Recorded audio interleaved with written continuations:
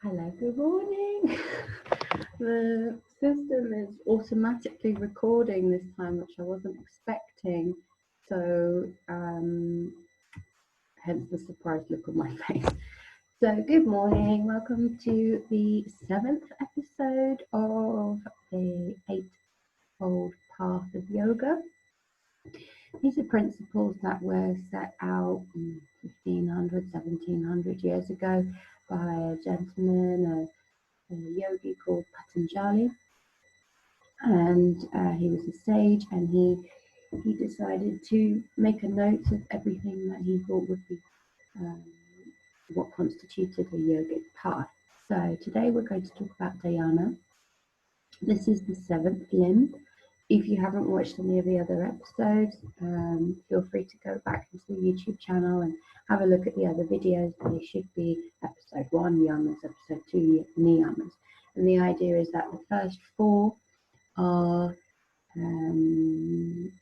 external actions that you can put into your life, and then these 4, we're on the 7th now, are the internal limbs. So they're the ones where you pay attention to what's going on inside. So what is Dhyana?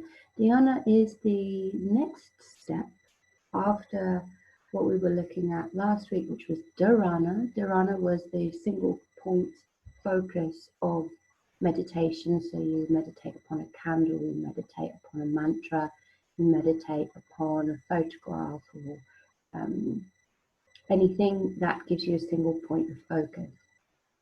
This week we talk about something that goes past that, and I read a brilliant article which I'll put a link to in the description box, and it was talking about how you fall into a gap, which sounds like me coming from London.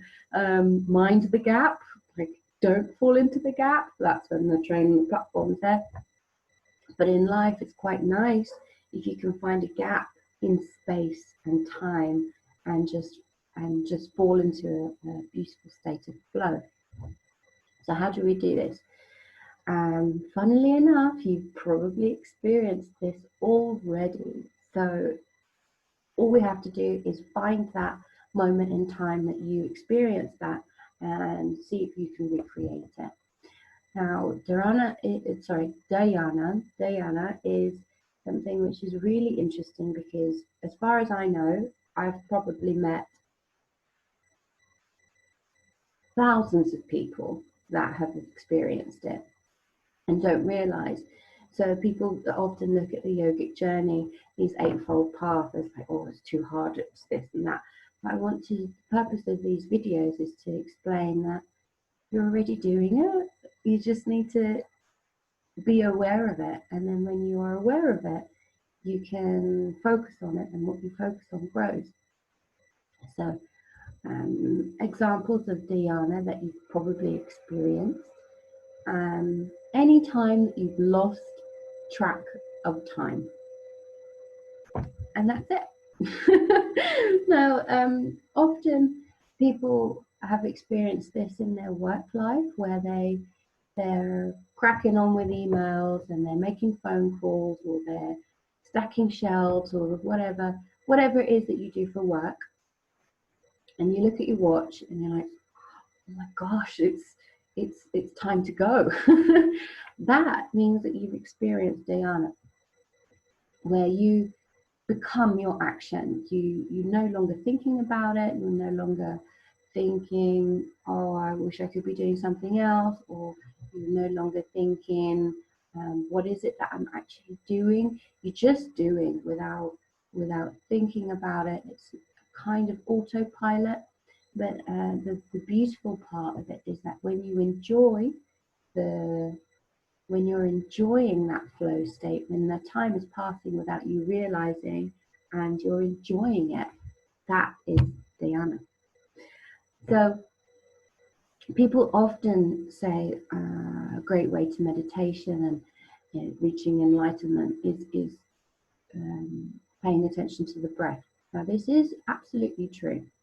If you can focus in on the breath and just breathe and just be in that one particular moment and be doing nothing, that's great.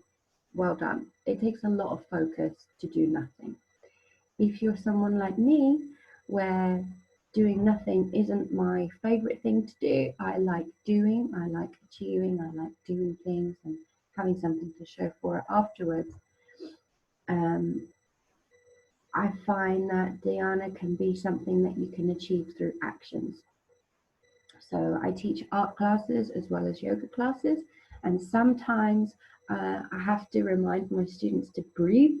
I remind them to breathe whilst they're drawing, because they're hunched over their artwork and they're going at it with a pencil and charcoals and watercolors and pastel. And I put in a little special sauce of yoga, and I say, remember to relax your shoulders, open the chest, breathe easy. And then you just see like they come back into this beautiful flow state where they're enjoying what they're doing because they're much more relaxed in the flow.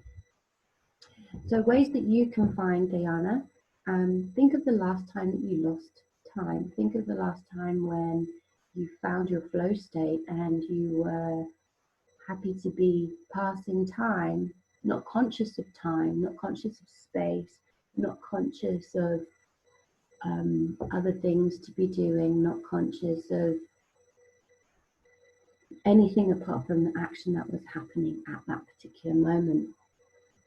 And this is the real important point, that you were enjoying it. So find that moment and see if you can recapture it. If you can't remember a time, then I would suggest going for a walk. Going for a walk somewhere close to nature and seeing how many things you can appreciate on that walk. So for example, you might appreciate that you've got comfortable shoes to walk in. You might appreciate that the sun is shining. You might appreciate that there is really horrible weather and you've got an umbrella, or you're all wrapped up warm in an anorak or something. You can appreciate the leaves on the trees. You can appreciate the birds singing. You can appreciate the color of the grass or the mud.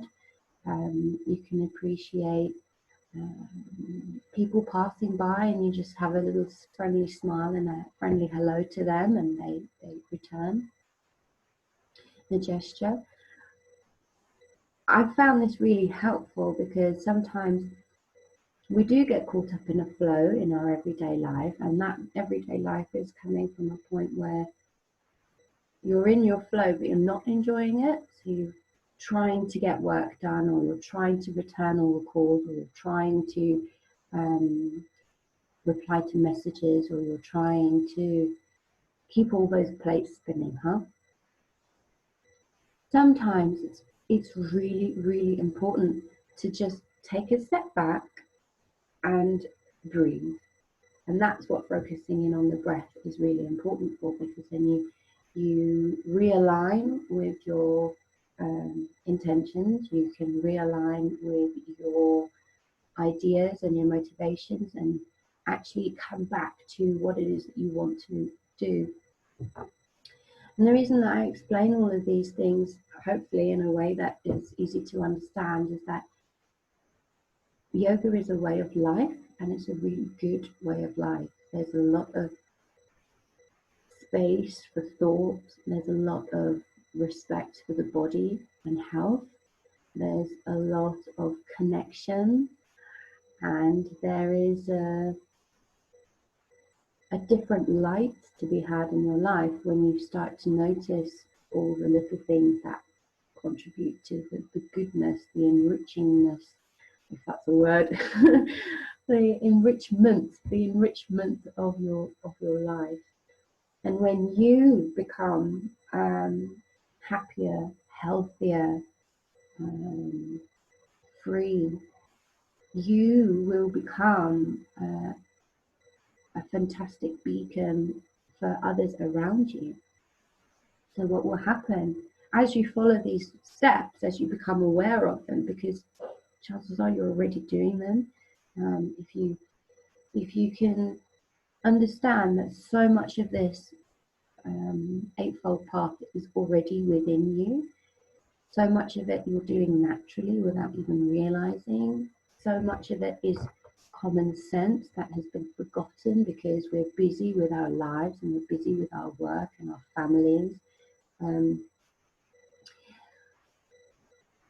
It could be so much more simple, it could be so much more free and liberating if you take a step back and just have a look at this particular limb, because you're already doing it.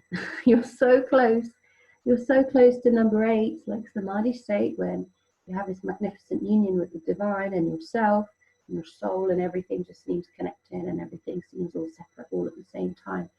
Here you're already doing it. So sometimes when I discuss these different eightfold of yoga, these different paths of yoga, I find people not necessarily practicing them in order. So not many people have achieved a flow state, have achieved this dhyana, but maybe aren't practicing the yamas and niyamas, but that's okay. Like, there's 8.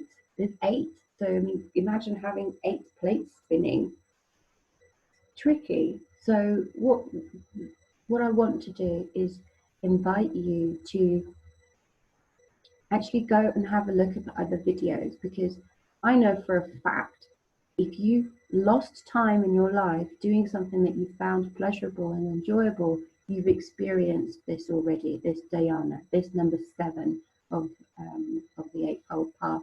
So if you're already this close to number 8, to get to number 8, you just have to sort out the other plates. You just have to sort out the other paths. So think about how just by fine-tuning a couple of behaviors, just by fine-tuning a couple of actions in your life, just by, and this sounds crazy, but I promise it's true, just by being aware of the other aspects of yoga, you'll naturally attract them into your life. You'll naturally start to lean towards the sun in these particular places. So what I want to do is just wish you very well. This is a really short video because I think that I really want to encourage you that the yogic way of life is really easy. It's really easy. People think it's really hard and you've got to stand on your head and you've got to, be able to hold your breath for 4 minutes and all this kind of stuff. It's nothing like that. If it was like that, I wouldn't do it. I find a fantastic amount of support and guidance by following the paths as best as I can, and I really enjoy sharing them, because I think that the more you experience, the more you learn, the easier things become. So please, if you like what I'm saying, have a look at some more of the videos. If you like those and you like this one, please give me a thumbs up, because it really makes a big difference to me. It shows me that I am helping people, that I am being in, a support of sorts. I don't really care about the YouTube algorithms. If someone finds my video, I'm sure that they found my video for a reason. And if you think somebody else appreciates it, share it with them. I do these videos as a hobby, because I find it very helpful for me to clarify my own thoughts about what I'm teaching on a weekly basis in Granada. And I just want more people to be open to different ways of living their life, because we've got to change, we've got to adapt, and there are definitely very helpful options out there for you if you want to just become aware of them. Become aware of them and then decide if you want to do them. That's the key thing. So I hope you enjoyed this video. It's a short one because I want to be able to give you time to think about things afterwards. And I really appreciate you being here. We're here for a reason. There are so many good things that you can put into the world, and I want to know that there is so much love for you, and just accept it. So, namaste. Have a brilliant weekend. It is the 30th of May, and I love you very much. I really appreciate you being here, and enjoy your life.